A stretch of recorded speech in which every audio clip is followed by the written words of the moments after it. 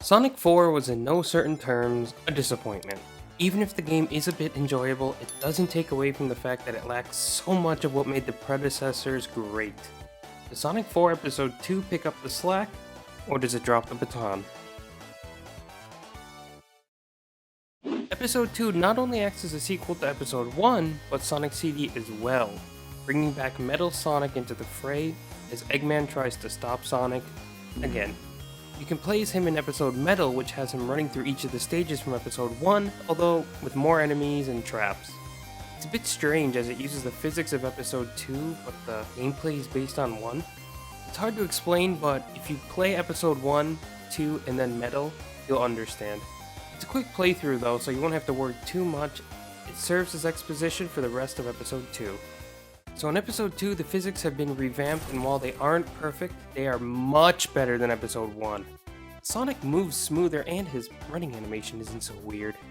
Tails joins the fray, and instead of being a playable character, he acts as your partner on your journey, enabling Sonic to fly to higher places, swim, or do this overpowered rolling attack. It can make things a bit too easy in certain places, but I tend not to overuse it just because the animation takes a little bit too long.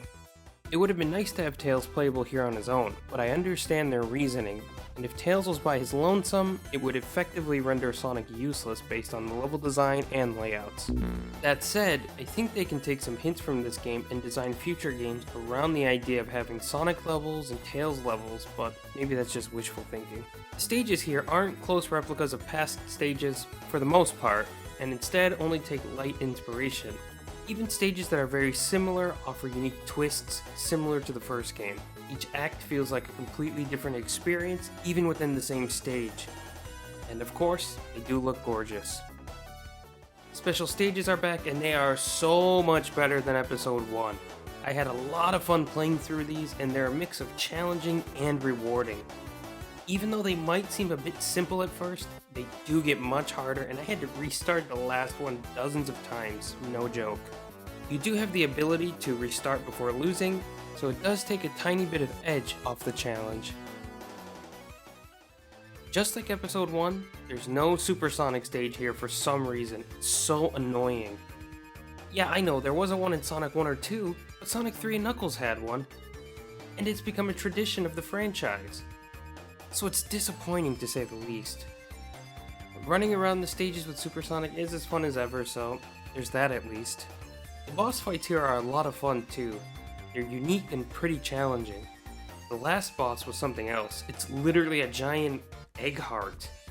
Bit unsettling, but it fits the mood. The Metal Sonic race is fun, but honestly, if you become Supersonic, you can just blow through this so easily. Sonic 4 Episode 2 is a bit bittersweet upon completion. Knowing that we'll never get an Episode 3 is a bummer, and while we did get better games after it, I would have liked to have seen how they could have maybe continued the story, or at least given it a proper ending. It's incomplete and that feeling lingers as you watch the credits. Maybe it's for the best, but at any rate, this is a game I would recommend playing if you're a Sonic fan.